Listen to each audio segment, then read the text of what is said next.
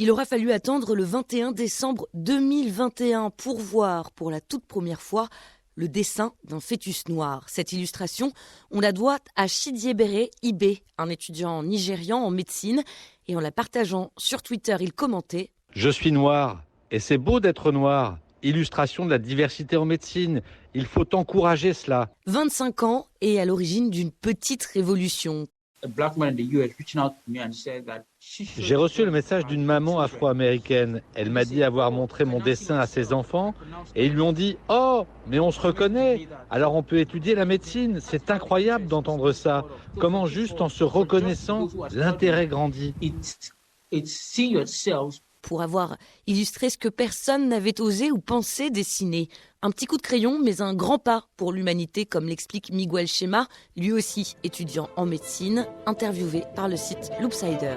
L'impact de ces images est extrêmement bénéfique et je pense apporte beaucoup et humanise des patients qui en fait n'ont jamais été humanisés. Ça peut pousser aussi à des questionnements pour des médecins qui n'avaient jamais vu qu'en fait aucune personne noire ou avec des carnations foncées avait été représentée et que tout d'un coup en fait ils sont confrontés à cette image et ils se rendent compte en fait ils ont été en rapport qu'avec des représentations de corps blancs. Il existe bien dans certains vieux ouvrages des représentations de personnes de couleur, plus fantasmées que proches de la réalité.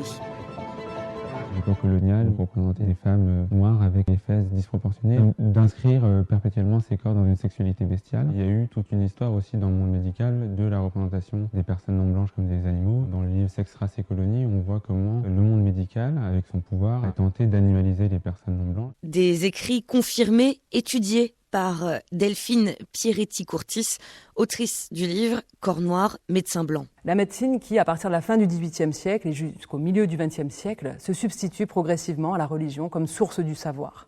J'analyse dans cet ouvrage les fondements des préjugés raciaux et sexuels, la façon dont ils se transforment en savoir scientifique, hypersexualité africaine, prédisposition à la maternité pour les femmes, endurance, robustesse des corps noirs.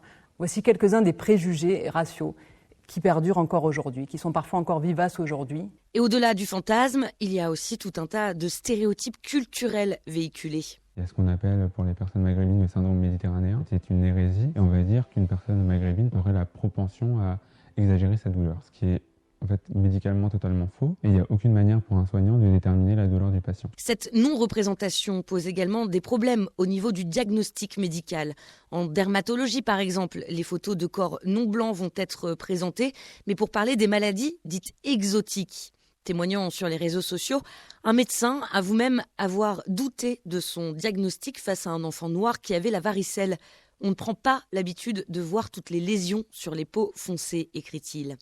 Une petite révolution donc, car les illustrations de l'étudiant seront bientôt publiées dans un manuel.